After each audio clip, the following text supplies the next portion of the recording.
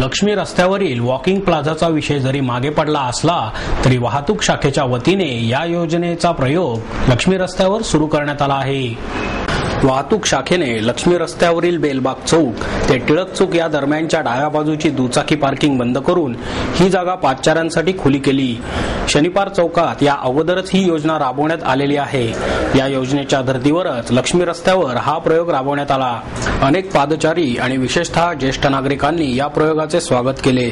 लक्ष्मी रस्त्यावर वॉकिंग प्लाझाचा प्रयोग राबवण्यात येणार होता। त्यासाठी वाहतूक शाखेचे उपआयुक्त विश्वास पांढरे यांनी महापालिका अधिकाऱ्यांसह रस्त्याची पाहणीही केली होती।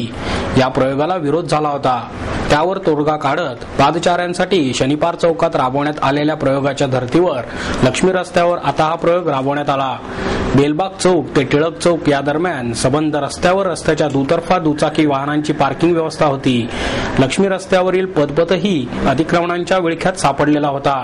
या अतिक्रमणांवर कारवाईची जबाबदारी महापालिकेने उचलली असल्याने तेथील अतिक्रमणे कमी होण्याची आशा आहे। रस्त्याच्या डाव्या बाजूच्या पार्किंगवर निर्बंध घालण्यात आलेले असून या ठिकाणची दुचाकी पार्किंग बंद करण्यात आली। 2 मीटर रुंदी असलेली पार्किंगची जागा आणि पदपथाची 2 मीटर अशी एकूण 4 मीटर जागा आता पादचाऱ्यांना वापरायला मिळणार आहे। पार्किंगची जागा बॅरिगेड्स लावून बंद करण्यात आल्याने या ठिकाणी वाहने लागणार नाहीत याचीही दक्षता घेण्यात आली आहे।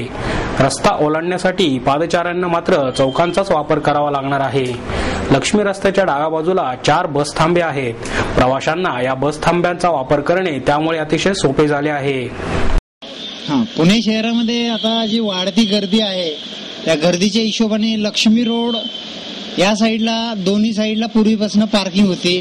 आज परवाच्या तारखेपासून वॉकिंग प्लाझा चालू केल्यापासून की Lakshmi road one side parking केल्यामुळं काही लोक जे प्रॉपर राहणारे आहेत त्यांच्या पण गाड्या लावण्याची गैरसोय होते, पण त्याच्यामध्ये जे पब्लिक फुटपाथने जाणारे येणारे वॉकिंग प्लाझामध्ये त्यांची सोय अगदी व्यवस्थित होते, पण प्रॉपर राहणारे लोक आहेत त्यांना ऐन वेळेस गाड्या लावायचं फसगत होते।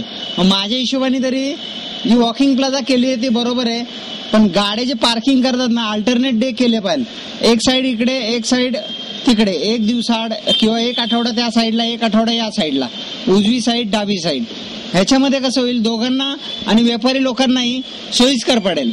मी नंदकिशोर झणकर। वॉकिंग प्लाझा माझं मत असं की त्यांनी वॉकिंग प्लाझा करायला हरकत नाहीये, परंतु त्यांनी गाड्यांची सोय अगोदर करायला पाहिजे। आता एक साईड संपूर्ण गाड्यांची म्हटल्यानंतर दुसऱ्या साईडवर रोज भांडणं पार्किंगमध्ये होणार आहे, ती भांडणं होणार नाही असं अशी काही व्यवस्था पोलिसांनी केली तर ते चांगलं होईल।